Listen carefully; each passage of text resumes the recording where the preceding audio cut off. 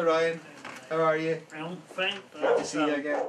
Il y a 3 ans, la vie d'Andrew Ryan et de sa famille a été définitivement bouleversée. Aujourd'hui, les scientifiques cherchent comment améliorer la qualité de vie de cet homme, mais aussi d'autres personnes atteintes de maladies hépatiques chroniques.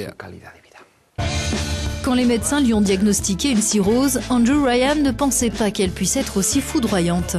Très vite, une transplantation du foie a représenté le seul espoir de survie pour cet ancien ouvrier d'une plateforme pétrolière. Quelques mois après l'opération, il doit à présent se soumettre à des contrôles quasi hebdomadaires dans un hôpital de Newcastle en Angleterre. Chaque matin, quand je me lève, je sens que mes jambes vont mieux. Je me sens vraiment mieux qu'il y a encore 2 semaines.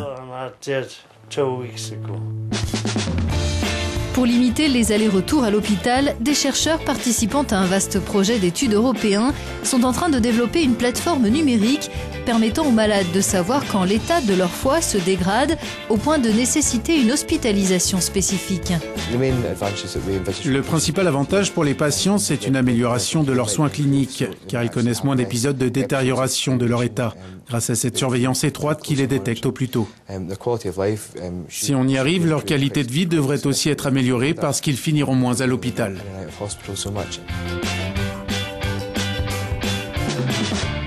Voyons à présent où cette plateforme de surveillance hépatique est développée et testée.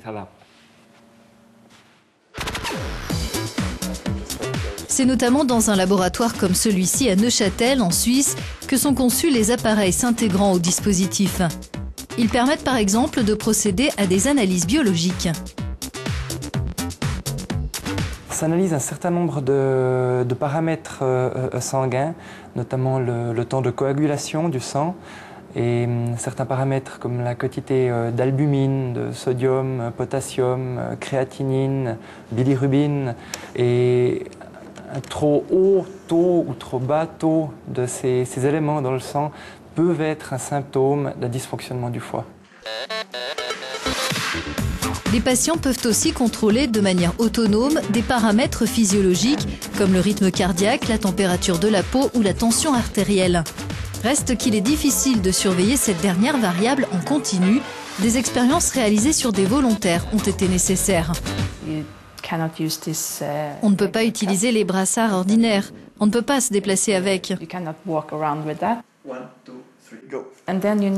On utilise plusieurs signaux haute résolution que l'on combine pour détecter les changements dans la tension.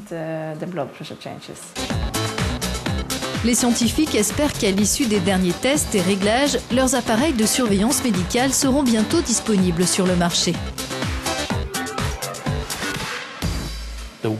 Ces appareils portatifs seront très bientôt disponibles pour être utilisés dans le cadre d'une surveillance classique et continue de certains paramètres physiologiques.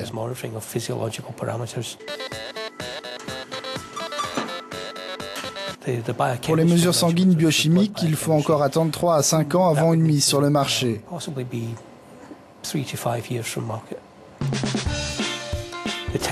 Quant au test des troubles cognitifs, il sera disponible d'ici 1 an. Il permettra aux patients d'évaluer le degré de leurs troubles.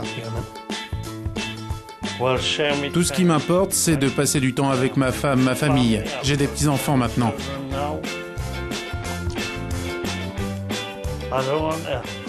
Je ne veux pas aller sur la Lune, vous savez.